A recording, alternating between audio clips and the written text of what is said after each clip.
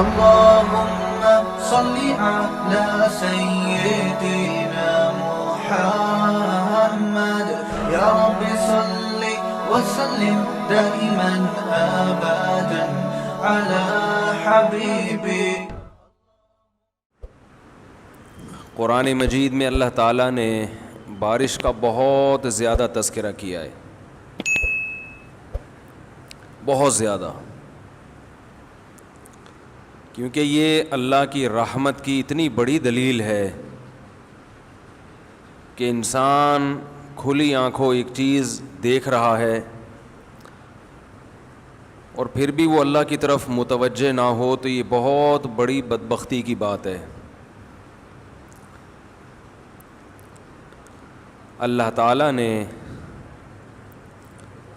دنیا میں جو کافر لوگ ہیں، کافر جو اللہ کو نہیں مانتے یا اللہ کو مانتے ہیں مگر ایسے نہیں مانتے جیسے ماننا چاہیے، جیسے کہ لبرل مسلمان، میں جس کے پیچھے پڑھتا ہوں تو ہاتھ دھو کے پڑھتا ہوں.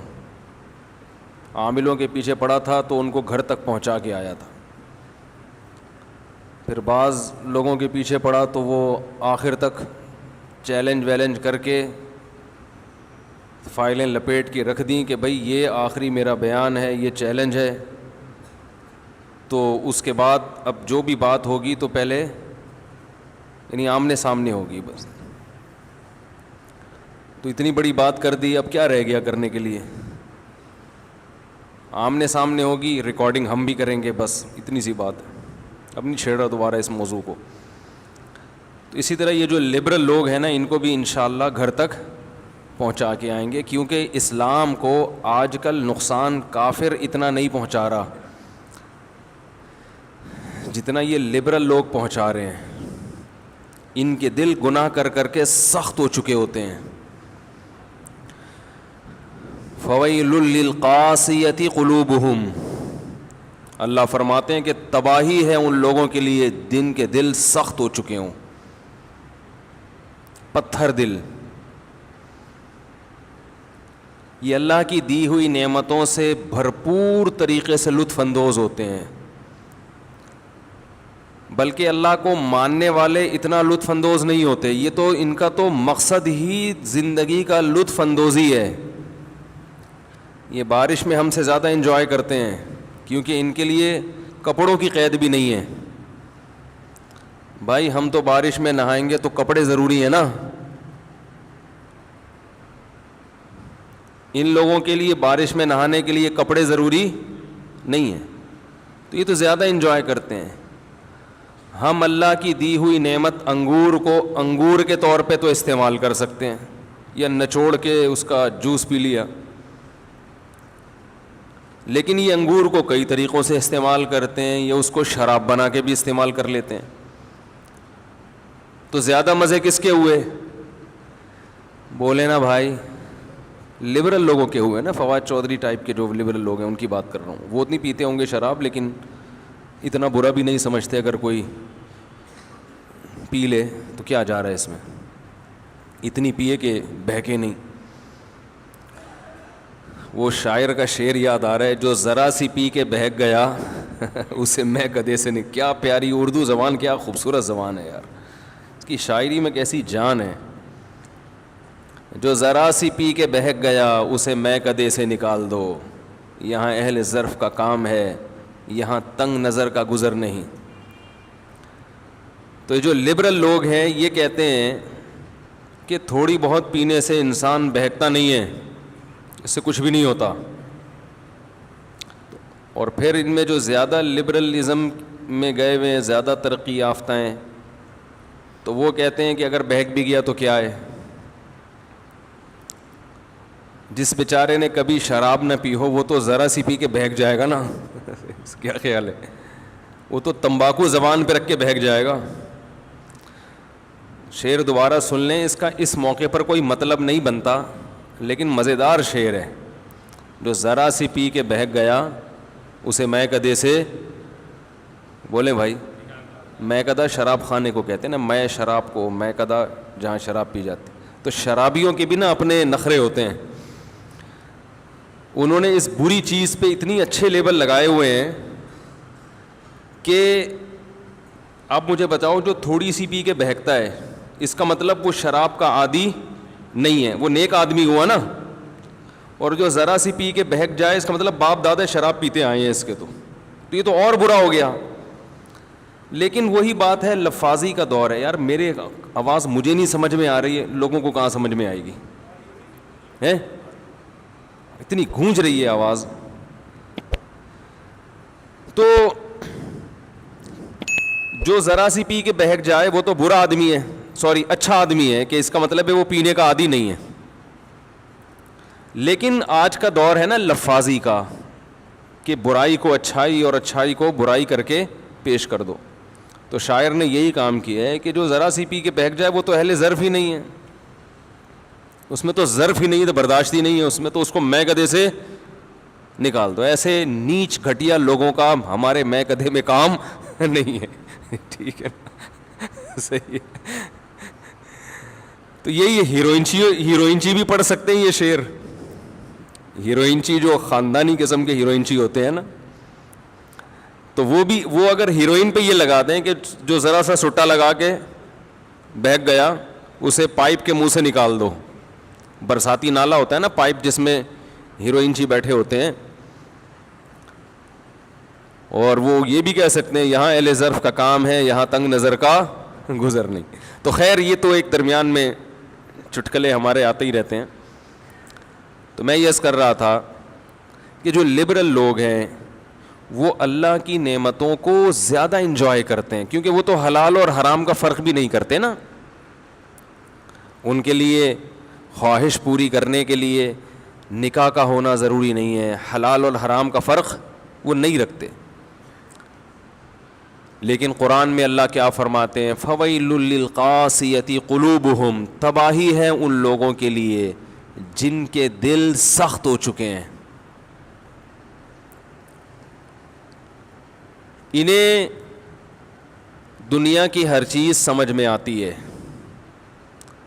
لیکن اللہ کی جو دن اور رات نعمتیں دیکھ رہے ہیں وہ سمجھ میں ہی نہیں آتی. بارش جب برستی ہے تو کیسی اللہ کی رحمت کہ اللہ انسانوں کو زندہ رکھنے کا انتظام کر رہا ہے. یہ بارش کا جو برسنا ہے نا, یہ جو لبرل لوگ ہیں یا کافر لوگ ہیں تو ہر چیز کو اتفاقی کہتے رہتے ہیں نا, اتفاقی اتفاقی اتفاقی اتفاقی ہے, نیچرل ہے نیچرل ہے. ارے بھائی کیا نیچر نے خود اپنے آپ کو بنا لیا ہے؟ نیچر میں اتنی عقل ہے کہ کس وقت کیا ہونا چاہیے اور وہ اسی حساب سے ہوتی چلی جا رہی ہے. نیچر تو ایک فرضی چیز ہے, نیچر تو خود کریٹڈ ہے, وہ کیسے کریٹر ہو سکتی ہے بھائی؟ ہم لوگ کہتے ہیں نا یہ آدمی بائی بورن ایسا ہے, پیدائشی ایسا ہے. کیا مطلب اسی فطرت پہ اس کو پیدا کیا گیا ہے, تو یہ بھی پیدا اور اس کی جو فطرت ہے وہ بھی پیدا شدہ ہے. تو لیکن اتنی عقل نہیں ہے جو اللہ کو نہیں مانتے یا اللہ کی نہیں مانتے. بہت سے لوگ اللہ کو مانتے ہیں, جیسے ہمارے جو لبرل مسلمان ہیں اللہ کو مانتے تو ہیں لیکن اللہ کو یہ والا ماننا قبول نہیں ہے. اللہ کہتے ہیں مجھے اس قسم کے ماننے کی چندہ ضرورت نہیں ہے. جیسے آپ اپنے ابا کو کہتے ہو ابا آپ میرے ابا ہیں, لیکن ابا کہتے ہیں بیٹا آئی ڈی کارڈ میں میرا نام ڈال لو ولدیت میں, آپ اس کے لیے بھی تیار نہیں ہوتے. ابا کسی کام کا آپ کو کہتے ہیں آپ اس کے لیے تیار نہیں ہوتے. ہاں ابا سے پیسے لینے کے لیے آپ آ جاتے ہیں. جب پیسے لینے کی باری آتی ہے تو ابا کہتے ہیں بیٹا بات تو میری کوئی مانتا نہیں ہے, تو آپ جواب میں کہتے ہیں ابا بہرحال ابا تو آپ ہی کو مانتا ہوں. تو ابا کہیں گے مجھے ایسے ابا ماننے کی چندہ ضرورت نہیں ہے, جو تمہارے مفاد میں جا رہا ہو اور جب تمہارے مفاد پہ ضرورت پڑتی ہو تو میں ابا نہیں ہوں. تو آج کے جو مسلمان ہیں جو زیادہ پڑھ لکھ جاتے ہیں, زیادہ, کیونکہ یہ لبرلزم پڑھے لکھے لوگوں میں زیادہ ہے, کیونکہ ان میں تکبر پیدا ہو جاتا ہے کہ ہمیں بہت کچھ آتا ہے. پھر یہ مولویوں کو گھٹیا سمجھنا شروع کر دیتے ہیں, جاہل سمجھنا شروع کر دیتے ہیں.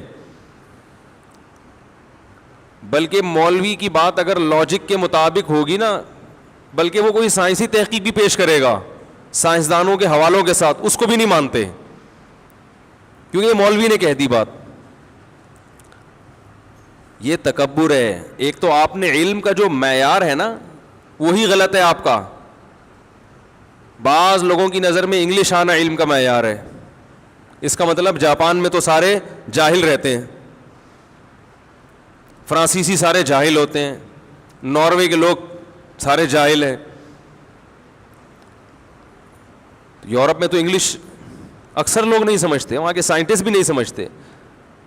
بعض چیزیں فرانس میں ایجاد ہوتی ہیں, کتابیں لکھی جاتی ہیں, ان کا انگلش میں ترجمہ بعد میں ہوتا ہے. گوروں میں یعنی جو انگریز ہیں ان میں بعد میں آتی ہے وہ چیز. تو کیا وہ فرانس کے سائنسدان جاہل ہیں جن کو انگلش نہیں آتی؟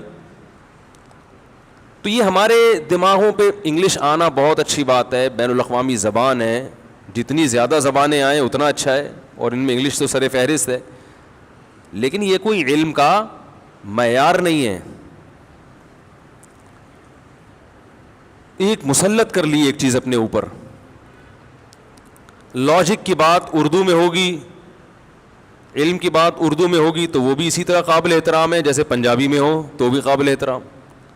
اگر کوئی آپ کو پنجابی میں حدیث سنائے تو کیا اس بیس پہ رد کریں گے کہ یہ کس میں سنا رہا ہے؟ بولنے پر اردو میں بولنے میں تو انگلش تھوڑی بلوا رہا ہوں, اس بیس پہ رد کریں گے کہ یہ پنجابی. نیوٹن کا قانون اگر کوئی سندھی میں سنائے ہے تو کیا وہ غلط ہوگا؟ بھائی بات یہ ہوتی ہے کہ آپ بات کیا کر رہے ہیں. تو تکبر کی وجہ سے ہمارے جو پڑھا لکھا طبقہ ہے دنیاوی اعتبار سے, سب نہیں زیادہ تر لوگ دین کے قریب آنے کے بجائے دور ہوتے چلے جا رہے ہیں, کیونکہ وہ مذہبی لوگوں کو خاص طور پر علماء کو جاہل سمجھتے ہیں. کہتے ہیں ان کو پتہ کیا ہے دنیا کا.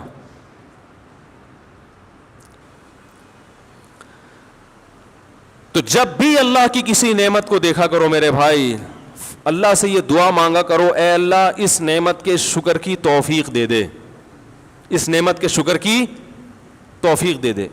اور شکر کیا ہے نعمت کا؟ اللہ کی نافرمانی کے تصور سے بھی شرم آنے لگے. ہمارے حضرت فرمایا کرتے تھے کہ جب تک دل ایسا نہ بن جائے کہ گناہ کے تصور سے شرم آنا شروع ہو جائے, اس وقت تک وہ دل نہیں ہے. وہ صرف باڈی کے لحاظ سے دل ہے, وہ تو گدھے میں بھی ہوتا ہے. وہ دل جس میں احساسات ہوں, جذبات ہوں.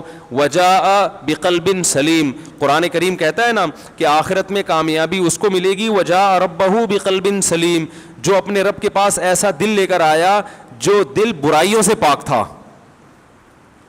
تو پتہ ہی چلا بھائی, ایک تو دل کولیسٹرول سے پاک کرنا جتنا ضروری ہے, برائیوں سے پاک کرنا اس سے بھی زیادہ ضروری ہے. اور یہ دل کی برائی ہے کیا؟ دل میں دنیا کی محبت پیدا ہو جائے, اللہ کی نعمتیں دیکھ کر بھی اللہ سے محبت نہ پیدا ہو, جذبات مر جائیں, احساس مر جائے. دیکھو ایک بات سنو, کوئی آپ پر احسان کرے صبح و شام, پھر وہ آپ کو ایک چھوٹا سا کام کہے, اگر آپ کا دل زندہ ہوگا تو آپ کو اس کام کا انکار کرتے ہوئے شرم آئے گی کہ نہیں آئے گی؟ بولو نا بھائی. اگر آپ کو شرم نہیں آ رہی, آپ نے کام تو کر دیا, اس کی نافرمانی نہیں کی, کام تو کر دیا, آپ نے کہا اتنے احسان کیے ہیں تو چلو یار میں کر لیتا ہوں, کیا جا رہا ہے, تو بھی ٹھیک ہے. لیکن اتنا ٹھیک نہیں ہے. ہونا یہ چاہیے کہ آپ کو انکار کرتے ہوئے شرم آ رہی ہو, یہ کیفیت پیدا ہو جائے. تو علماء کہتے ہیں, بزرگان دین کہتے ہیں کہ صرف اتنا کافی نہیں ہے کہ آپ گناہ چھوڑ دیں, زنا چھوڑ دیں, شراب چھوڑ دیں, نماز قضا کرنا چھوڑ دیں, والدین کو ستانا چھوڑ دیں, رشوت کھانا چھوڑ دیں, بد نظری چھوڑ دیں, انٹرنیٹ پر بیہودہ فلمیں, فحش چیزیں, ویب سائٹیں دیکھنا چھوڑ دیں, لڑکیوں سے حرام لذتیں حاصل کرنا چھوڑ دیں. صرف اتنا کافی نہیں ہے, بلکہ صحیح دل اس شخص کا ہوتا ہے کہ اسے جب پتہ چل جائے کہ بھائی اللہ نے اس چیز کو غلط قرار دیا ہے تو اسے وہ کام کرتے ہوئے شرم آئے.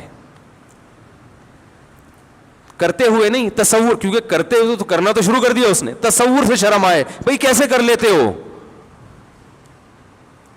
یوسف علیہ الصلاۃ والسلام کو جب عزیز مصر کی بیوی نے بند کمرے میں زنا کی دعوت دی, جوان ہے, جوان خوبصورت, اور بادشاہ کی بیوی بھی کوئی کم خوبصورت نہیں ہوگی, اور مصر کا حسن تو ویسے ہی مشہور ہے, مصر میں تھی, کوئی روک ٹوک نہیں ہے, نہ بدنامی کا خطرہ. عورت جب خود دعوت دے رہی ہو تو منع کرنے میں بدنامی کا خطرہ ہوتا ہے, کیونکہ اس طرح کی عورتیں الٹا بلی کس پہ ڈال دیتی ہیں, مرد پہ ڈال دیتی ہیں, بدنام کر دیتی ہیں, اور لوگ اس قسم کی باتوں میں عورت کی بات کو شوق سے سنتے ہیں. تو تمام راستے زنا کے آسان ہو چکے ہیں, بدنامی کا ڈر بھی نہیں ہے, بلکہ انکار کرنے میں بدنامی کا ڈر ہے, اور ہوئے بھی, انکار کرنے میں جیل جانے کا خوف ہے, اور چلے بھی گئے. لیکن ان سب باتوں کے باوجود کیا کہہ رہے ہیں, معاذ اللہ انہ ربی احسن مثوایا, اللہ کی پناہ, وہ میرا رب ہے جس نے مجھے اتنا بہترین ٹھکانہ عطا کیا. مجھے تو میرے بھائی کنویں میں ڈال کے چلے گئے تھے, میں تو کوئی پرسان حال نہیں تھا, میرے رب نے مصر کے محلات میں پہنچا دیا. اب میں اس رب کی نافرمانی کیسے کروں؟ تو تصور سے شرم آ رہی ہے نا ان کو.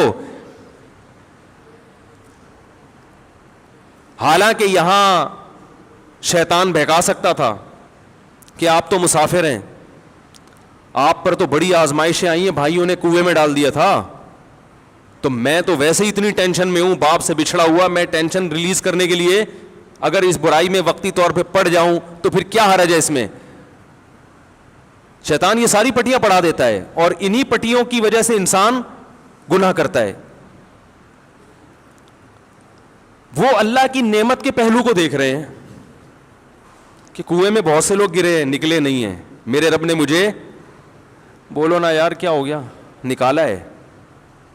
پھر اب یہ منفی پہلو تو یہ کہ بازاروں میں بکاؤں غلاموں کی طرح, پیغمبر کی اولاد اور بک رہا ہوں کہاں, بازاروں میں. یہ نیگیٹو پہلو تھا نا.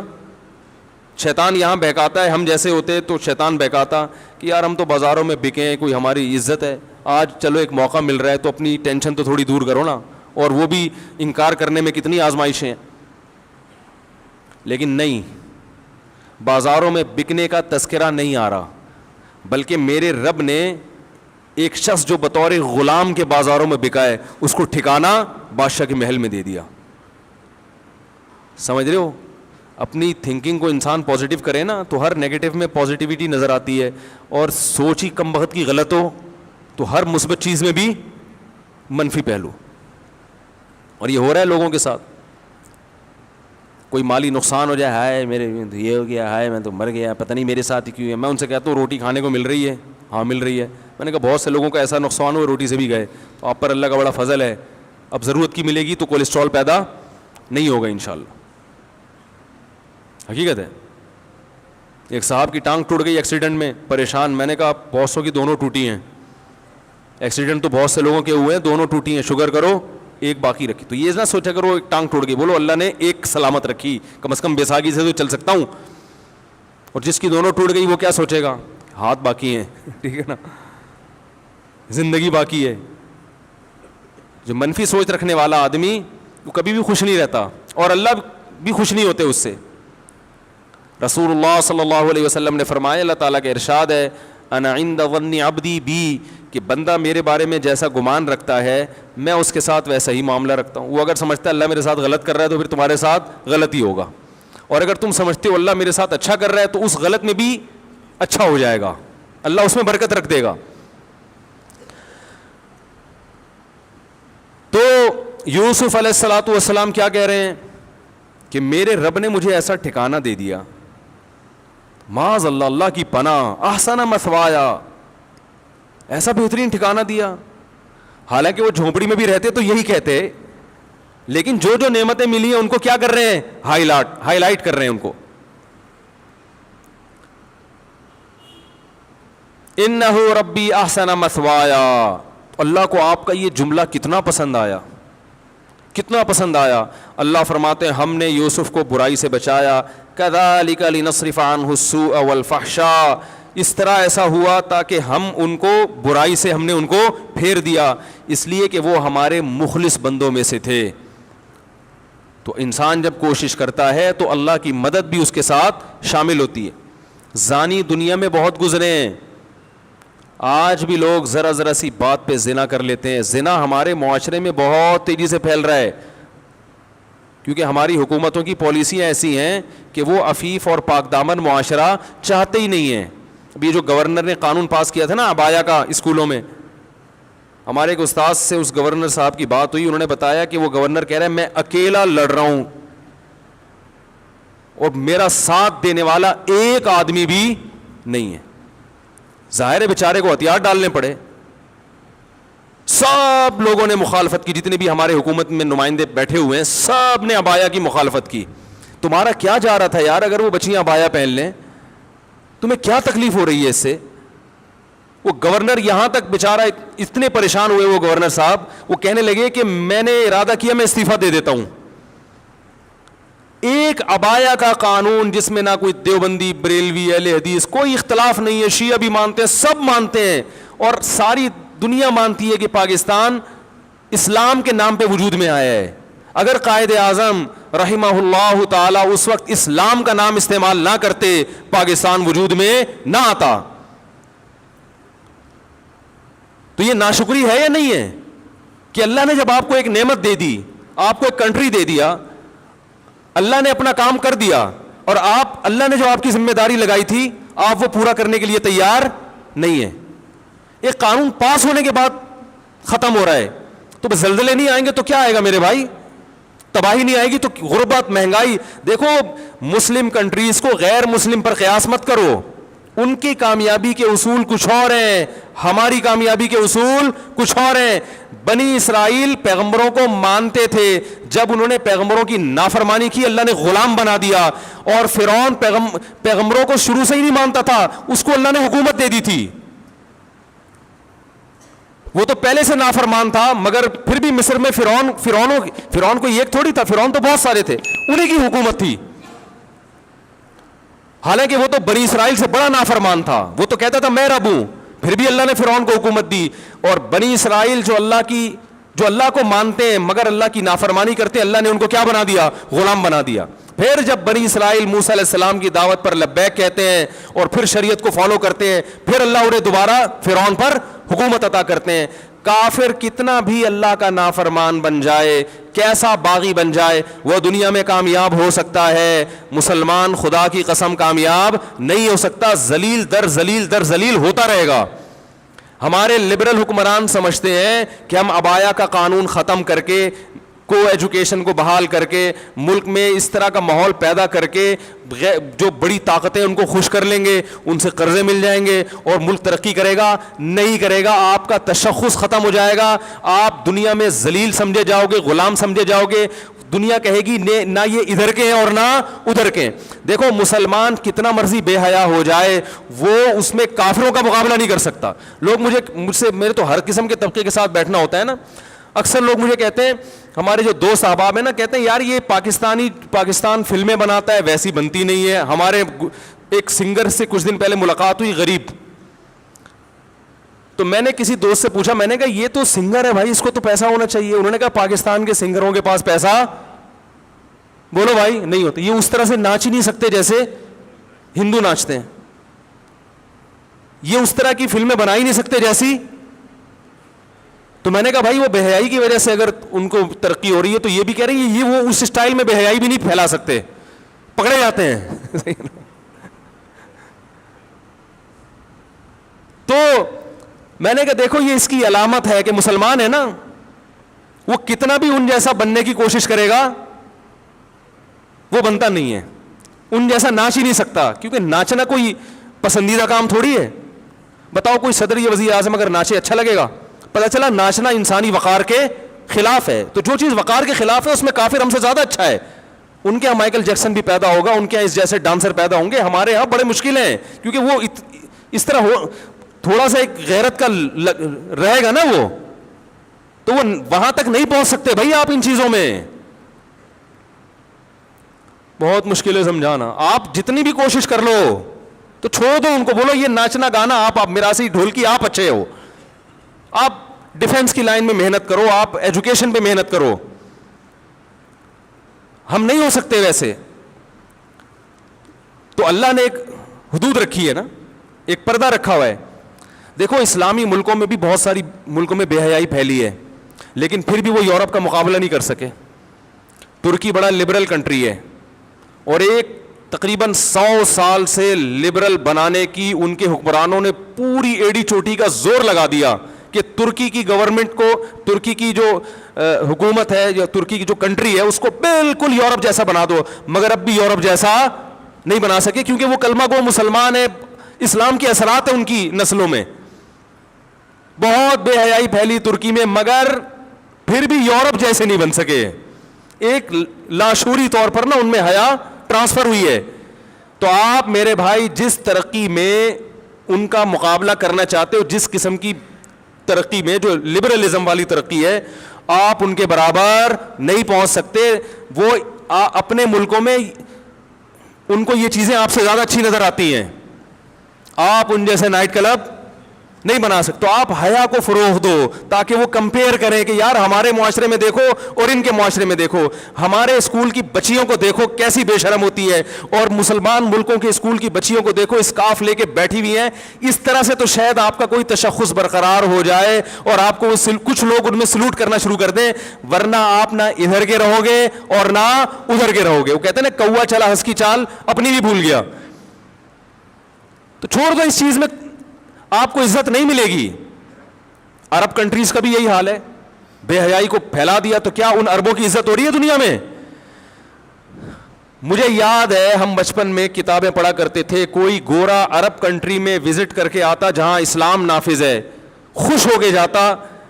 میں نے ایک بچپن میں ایک واقعہ پڑھا تھا کہ عرب جو میاں بیوی تھے نا, وہ سعودی عرب گئے, انہوں نے اسلام قبول کر لیا, بہت پرانی بات ہے. پھر جب وہ اپنے ملک میں گئے تو انہوں نے کتاب لکھی, اپنا واقعہ لکھا, کمپیئر کیا کہ کیسے حیا کے نظام سے نکل کر ہم بے حیائی میں آ رہے ہیں, اور وہاں کتنا اچھا فیل کرتے تھے.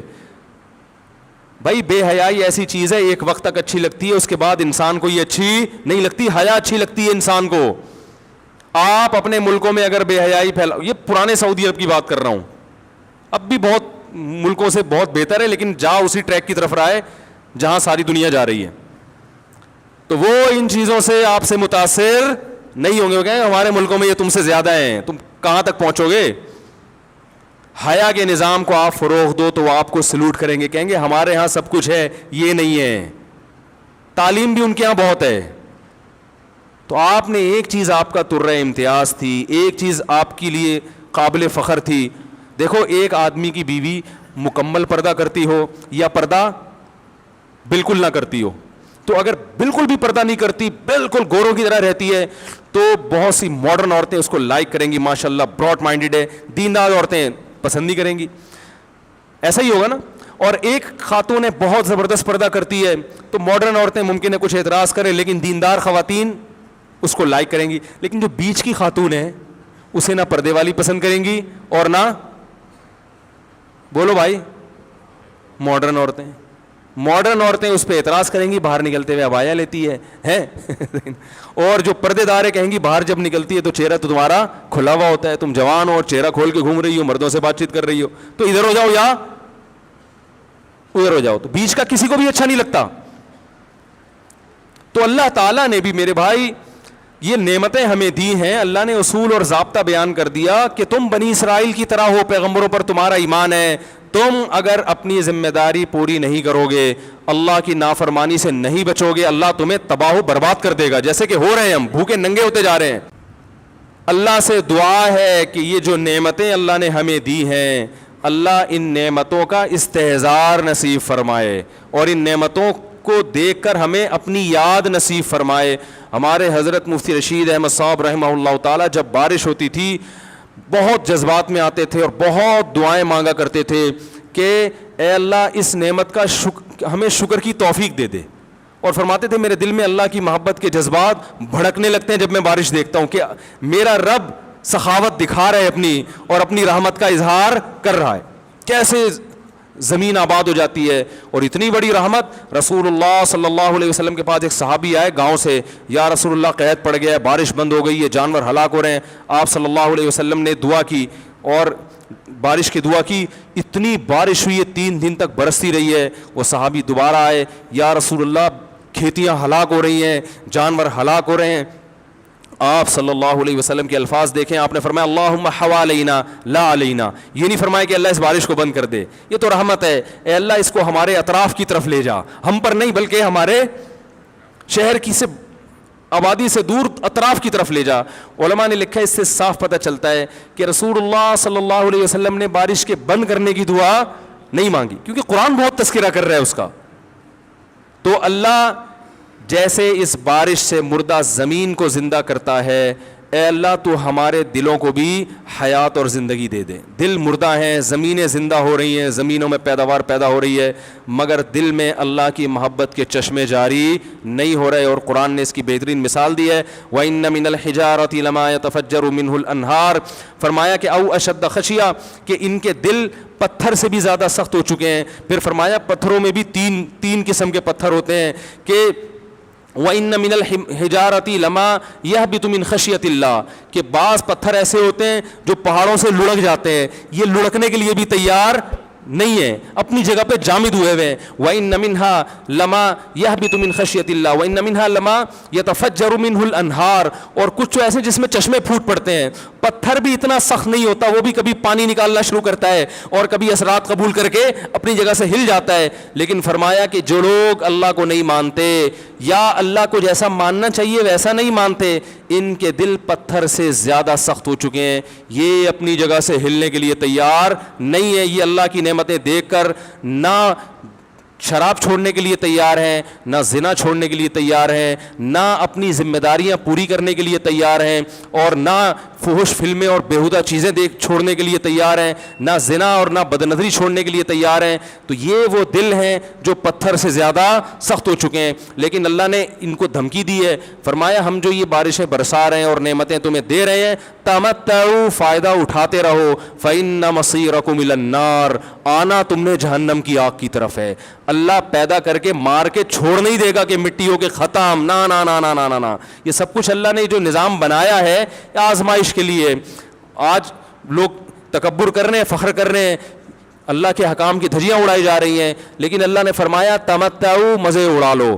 میں نے بتایا نا لبرل لوگ زیادہ مزے اڑاتے ہیں, بارش میں بغیر کپڑوں کے انجوائے کرتے ہیں. مولانا لوگ تو بیچارے تھوڑا کپڑوں کا خیال کر لیتے ہیں نا. تو اللہ فرماتے ہیں تمتعوا, بہت مزے اڑاؤ, شرابیں بھی پیو, زنا بھی کرو, حرام دوستی. جو شادی کی بات کرے اس پر تو بولو, ہر وقت شادی شادی کرتا رہتا ہے ممبر پہ بیٹھ کے, لیکن زنا کرتے رہو بیٹھ کے, لڑکیوں سے حرام دوستیاں لگاتے رہو, یتیموں کا مال کھاتے رہو, بڑا بھائی چھوٹے بھائی کو وراثت نہ دے, انٹرنیٹ پر پوری رات ننگی فلمیں دیکھتے رہو بیٹھ کے, لڑکیوں سے اسکائپ پہ ویڈیو چیٹنگ کرتے رہو. اللہ فرماتے ہیں تمتعوا, مزے اڑاؤ جتنے اڑا سکتے ہو. ان مصیرکم الی النار, آنا آگ کی طرف ہے, کیونکہ میں رب ہوں, میری سزا پھر میرے حساب سے ہوگی, تمہارے حساب سے نہیں ہوگی. وہ سزا مؤخر اس لیے کی ہے کہ بہت بڑی ہے, چھوٹی موٹی ہوتی تو اسی وقت 2 تھپڑ لگا کے چھوڑ دیتا. یہ تاخیر اس لیے کی ہے کہ مہلت دے رہا ہے, مہلت, اب توبہ کر لو, اب توبہ کر لو, اب توبہ کر لو. نہیں کی تو اللہ فرماتے ہیں موت کا جب وقت آئے گا, پوری دنیا کی دولت بھی اگر دے گا تو میں تیری جان نہیں چھوڑوں گا. کلا انہا کلمۃ ہوا قائلھا, فرمایا اس سے پہلے توبہ کے 2 آنسو بہاتا. زمین اور آسمان نے اگر گناہوں سے زمین اور آسمان کے خلا کو بھر دیا ہے نا, وہ 2 آنسو آگ ٹھنڈا کرنے کے لیے کافی تھے. لیکن جب تم موت اپنی آنکھوں سے دیکھے گا, ساری دنیا کی دولت بھی خرچ کر دے گا, تو اللہ فرماتے ہیں توبہ کا کلمہ ایسا ہوگا, انہا کلمۃ ہوا قائلھا, ایک زبان سے نکلا ہوا کلمہ جو ہوا میں تحلیل ہو گیا. اللہ اپنے قانون میں بہت سخت ہے میرے بھائی. فرعون ساری زندگی نافرمانی کرتا رہا, جب پہلا غوطہ کھایا ہے توبہ کی نا اس نے, اور کیسی پرفیکٹ توبہ کی, کہنے لگا آمنت انہ لا الہ الا الذی آمنت بہ بنو اسرائیل. یہ نہیں کہ میں اللہ پر ایمان لایا, کیونکہ اللہ کے مفہوم میں فرق ہو سکتا ہے اپنے آپ کو اللہ کہہ رہا ہو, پوری تشریح شرح کے ساتھ حاشیے کے ساتھ کہہ رہا ہے کہ میں اس رب پہ ایمان لایا جو ایک غلام قوم کا رب ہے. صحیح ہے نا, میری جو بنی اسرائیل جو میرے غلام تھے نا, وہ جس کو رب مانتے ہیں میں اس پر کو رب مانا میں نے. اللہ فرماتے ہیں آل آنا, اب ایمان لا رہا ہے, وقد عصیت قبل, اس سے پہلے تو نے نافرمانی کی ہے, ایسا عبرت کا نشان بناؤں گا. فالیوم ننجیک ببدنک لتکون لمن خلفک آیا, تو مر جائے گا تیری باڈی سلامت رہے گی, آنے والے لوگ قیامت تک تیری باڈی کو دیکھ کر عبرت حاصل کرتے رہیں گے کہ یہ ہے جس نے زمین پر ایسی حکومت کی کہ اس کی حکومت کے کھوٹے زمین پہ گڑ گئے. آج کیسا عبرت کا نشان بنا ہوا ہے, کیسا پڑا ہوا ہے, مسالے لگا لگا کے تو اس کو محفوظ رکھا جا رہا ہے. اور اللہ فرماتے ہیں یہ تو اس کی باڈی ہے جو تمہیں نظر آ رہی ہے, اس پر گزر کیا رہی ہے ہم تمہیں بتاتے ہیں. النار, آگ ہے, یعرضون علیہا غدوا وعشیا, جس آگ پر صبح اور شام اس کو جلایا جاتا ہے. وَيَوْمَ تَقُومُ السَّاعَةُ, اور جب قیامت قائم ہوگی, أَدْخِلُوا آلَ فِرْعَوْنَ أَشَدَّ الْعَذَابِ, اللہ فرمائیں گے کہ ہم حکم دیں گے فرشتوں کو کہ فرعون کو اس سے سخت عذاب میں ڈال دو. آپ کو فرعون لیٹا ہوا نظر آ رہا ہے, قرآن کہہ رہا ہے لیٹا ہوا نہیں ہے, وہ صبح اور شام آگ میں جلایا جا رہا ہے. اس کو ہزاروں سال گزر گئے, صبح بھی آگ میں جلتا ہے, شام کو بھی آگ میں جلتا ہے. اور فرمایا ابھی قیامت آنے دو, جہنم میں ہمیشہ کے لیے داخل کروں گا جو اس سے بھی زیادہ سخت ہے. وَإِذْ يَتَحَاجُّونَ فِي النَّارِ, اور فرمایا جہنم میں جانے کے بعد کیا ہوگا, آپس میں ان کے مکالمے کو اللہ نے ذکر کیا ہے کہ جو فرعون کے ماتحت تھے وہ فرعون سے کہیں گے تیری اطاعت اور فرما برداری میں, تیری حکومت کی وجہ سے ہم نے موسیٰ کی بات نہیں مانی. اسے کمزور کہا, تو کہتا تھا موسیٰ کو بولنا نہیں آتا, موسیٰ کے پاس حکومت نہیں ہے, موسیٰ ہماری طرح پڑھا لکھا نہیں ہے, موسیٰ ہماری طرح براڈ مائنڈڈ نہیں ہے, ہم نے تیری دعوت کی وجہ سے موسیٰ کی بات کا انکار کیا, آج ہم آگ میں جل رہے ہیں. فَهَلْ أَنْتُمْ مُغْنُونَ عَنَّا نَصِيبًا مِّنَ النَّارِ, کیا ایک دن کے لیے تو ہم سے آگ کو دور کر سکتے ہو؟ تو وہ کہے گا کہ میں خود اس جہنم کی آگ میں جل رہا ہوں, میں تم سے آگ کو دور نہیں کر سکتا. اللہ فرماتے ہیں سب مل کے جہنم کے داروغ کے پاس جائیں گے. وقال الذین فی النار لخزنۃ جہنم ادعوا ربکم, کہ فرشتوں سے کہیں گے تم اللہ سے دعا کرو کہ کچھ عذاب میں تخفیف ہو جائے, کچھ مہلت مل جائے. تو فرشتے جواب میں کہیں گے کہ کیا تمہارے پاس ڈرانے والا نہیں آیا تھا, موسیٰ کلیم اللہ جس سے اللہ کوہ طور پہ ہم کلام ہوا کرتا تھا, اس نے تمہیں ڈرایا نہیں تھا کہ تم اللہ کی نافرمانی چھوڑ دو؟ کہیں گے قالوا بلا, وہ کہیں گے ضرور. اللہ فرمائیں گے پھر اعلان ہوگا فادعوا وما دعاء الکافرین الا فی ضلال, فرشتے کہیں گے اللہ نے ہم پر پابندی لگائی ہے تمہاری سفارش کرنے پر, تم خود اللہ کو پکارو. اللہ فرماتے آج ان کی پکار بیکار جائے گی, کوئی اسے سننے والا نہیں ہوگا. دیکھو جب تک جسم میں روح ہے, ایک دفعہ انسان توبہ کے آنسو بہا دے, ایک دفعہ اللہ سے کہہ دے کہ اے اللہ مجھ سے جو جرم ہوا, اگر کسی نے زنا کیا ہے ایک دفعہ کہہ دے اے اللہ آئندہ نہیں کروں گا. اگر کسی نے شراب پی ہے ایک دفعہ کہہ دے کہ اے اللہ آئندہ نہیں پیوں گا. اگر کسی نے اپنے والدین کو ستایا ہے ایک دفعہ کہہ دے اے اللہ آئندہ نہیں ستاؤں گا. اگر کسی نے وراثت کھائی ہے ایک دفعہ کہہ دے اللہ حق واپس کروں گا, آئندہ کسی کا حق نہیں دباؤں گا. اگر کسی نے انٹرنیٹ پر بیہودہ فحش فلمیں دیکھی ہیں ایک دفعہ کہہ دے اللہ دیکھ چکا آئندہ بولو بھائی نہیں دیکھوں گا. اللہ فرماتے ہیں اس کے کہنے میں تاخیر ہو سکتی ہے. وَمَن يَعْمَلْ سُوءًا أَوْ يَظْلِمْ نَفْسَهُ ثُمَّ يَسْتَغْفِرِ اللَّهَ یجد اللہ غفور الرحیم, کہ ایسا ہی بڑا سے بڑا جرم کر لے, اس کے بعد جب اللہ سے توبہ کرے گا بشرطے کہ روح جسم کے اندر موجود ہو, اللہ فرماتے ہیں یجد اللہ غفور الرحیم, اللہ صرف گناہ کو معاف نہیں کرے گا بلکہ یہ اللہ کو غفور اور رحیم پائے گا. غفور بھی پائے گا, پانے کا مطلب ہے محسوس کرے گا کہ اللہ نے اس کے جرم کو معاف کر دیا ہے, اور رحیم بھی پائے گا کہ مزید رحمتیں بھی کر رہا ہے. یہ اس وقت تک اللہ کی طرف سے بھائی پیکیج ہے جب تک روح جسم کے اندر موجود ہے, کیونکہ غیب کا معاملہ ہے. جب اس روح اور جسم کا رشتہ کمزور ہو گیا ایڑیاں رگڑتے رہو گے لیکن اللہ توبہ قبول کرنے کے لیے تیار نہیں ہوگا. اللہ سے دعا ہے کہ اللہ ہمیں اس وقت کے آنے سے پہلے سدھرنے کی توفیق عطا فرمائے, اور اس بے حیائی کا جو طوفان ہمارے معاشرے میں پھیلا ہوا ہے اللہ اس بے حیائی کے طوفان سے ہمیں بھی اور اپنے اہل و عیال اور اپنی اولادوں کو بھی بچنے کی توفیق عطا فرمائے. سبحانک اللہم و بحمدک نشہد ان لا الہ الا انت نستغفرک و نتوب الیک.